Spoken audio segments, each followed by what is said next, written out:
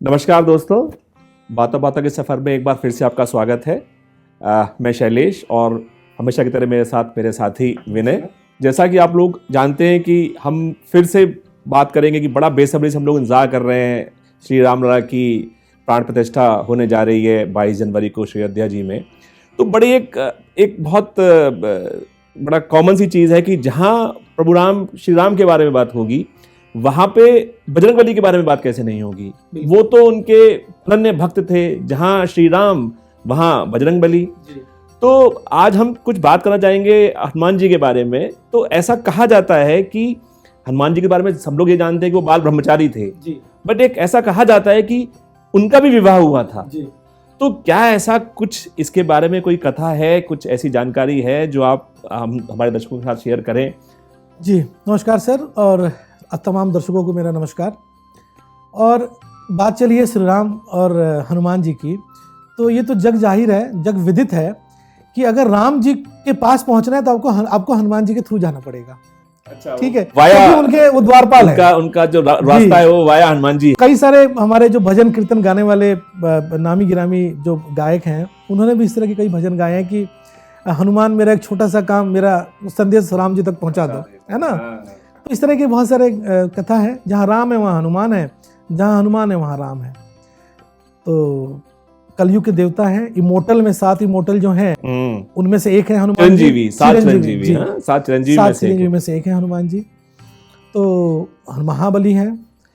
हनुमान जी के बारे में जो आज आपने प्रसंग उठाया है, जिस पे हम लोग बातचीत करने जा रहे हैं, और कोशिश करेंगे कि कुछ प्रकाश डाल पाए जितना हमें सीखा है अपने गुरुजनों से, अपने श्रेष्ठ जनों से। तो ये बात बिल्कुल सही है कि हनुमान जी की शादी हुई। अच्छा, ऐसा था जी। और हनुमान जी शादीशुदा थे। हमने तो हमेशा यही सुना है कि वो ब्रह्मचारी रहे हैं। तो सुना हमने जरूर है, लेकिन ये बहुत कम लोगों को पता है सर। जो लोग हमारे ग्रंथों से वाकिफ हैं, ग्रंथ को हमारे पढ़ते हैं, हमारे पुराणों को पढ़ते हैं, उनमें कहीं ना कहीं ये चर्चा है कि हनुमान जी शादीशुदा थे और हनुमान जी की भी शादी भी हुई थी। उनका कोई वैवाहिक जीवन भी रहा था? सर, उनका वैवाहिक जीवन तो नहीं रहा, लेकिन उनका जो विवाह हुआ उस विवाह के पीछे बहुत बड़ा कारण था।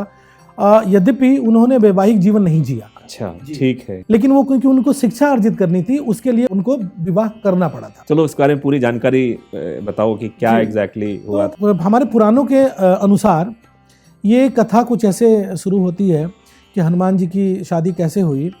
तो हनुमान जी माता अंजनी और पवन पुत्र हैं, तो ये तो विदित है, सब जानते हैं।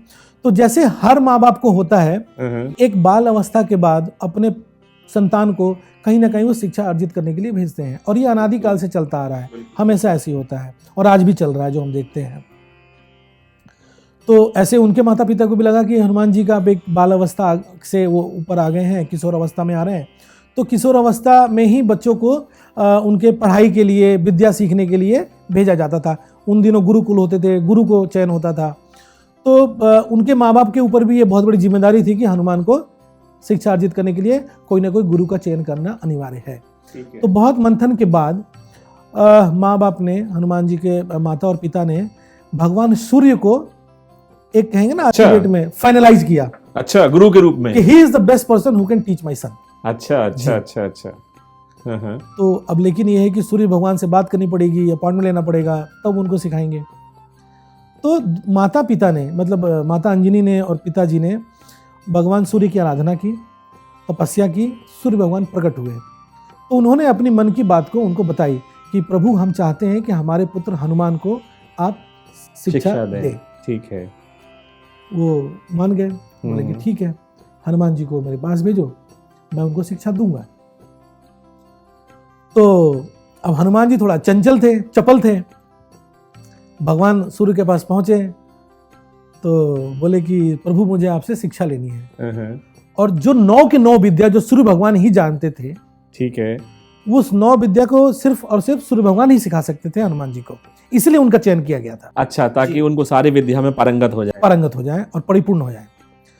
तो हनुमान जी को उन्होंने कहा कि ठीक है, लेकिन एक शर्त है कि मैं कभी बैठ के तुम्हें शिक्षा नहीं दूंगा, रुक के शिक्षा नहीं दूंगा, खड़े होकर शिक्षा नहीं दूंगा, मैं चलता रहूंगा और अगर तुम चलते चलते मेरे से शिक्षा ग्रहण कर सकते हो तो मैं तुम्हें शिक्षा देने को तैयार हूँ। ऐसा संभव है कि चलते चलते शिक्षा ग्रहण हो? ये बहुत बड़ा चैलेंज हो गया। हाँ, ये तो बड़ा चैलेंजिंग है। तो अब उसका मतलब ये था कि अब सूर्य भगवान इसलिए नहीं रुक शिक्षा दे सकते हैं कि रुकने का मतलब है कि अंधकारमय हो जाना। ठीक बात है। हाँ हाँ, जो कि पॉसिबल नहीं है। सही है।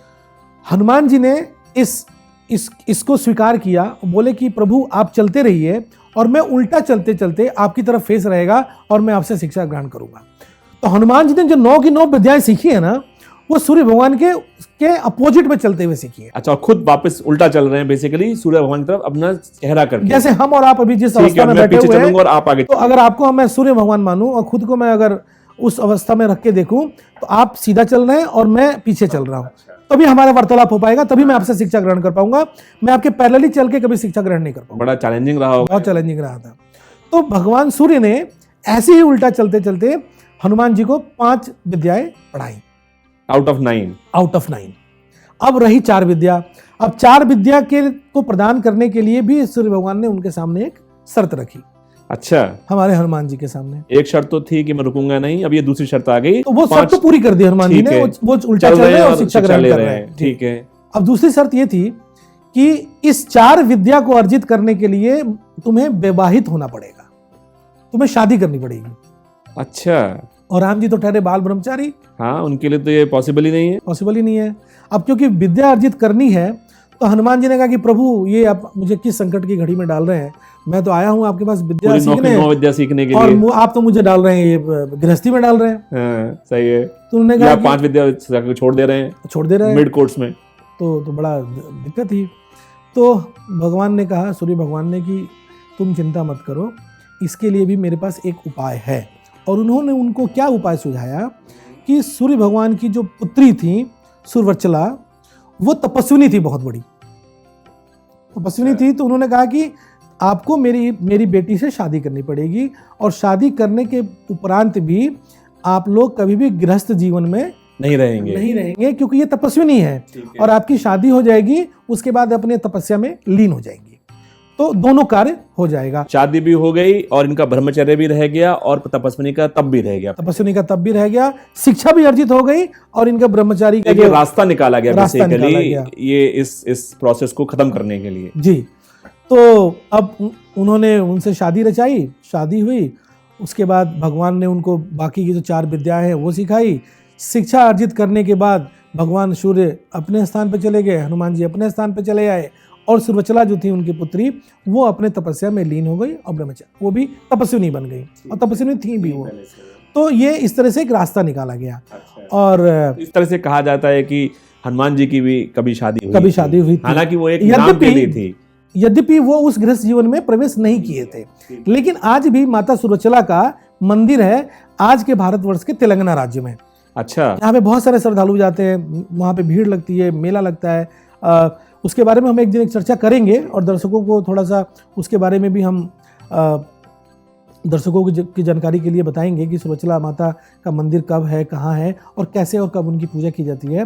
ये बहुत बड़ा हमारे लिए एक रोचक कहानी है इस चीज़ को लेके, जो मैं चाहूँगा कि आप इस तरह से कभी उस पर चर्चा करें।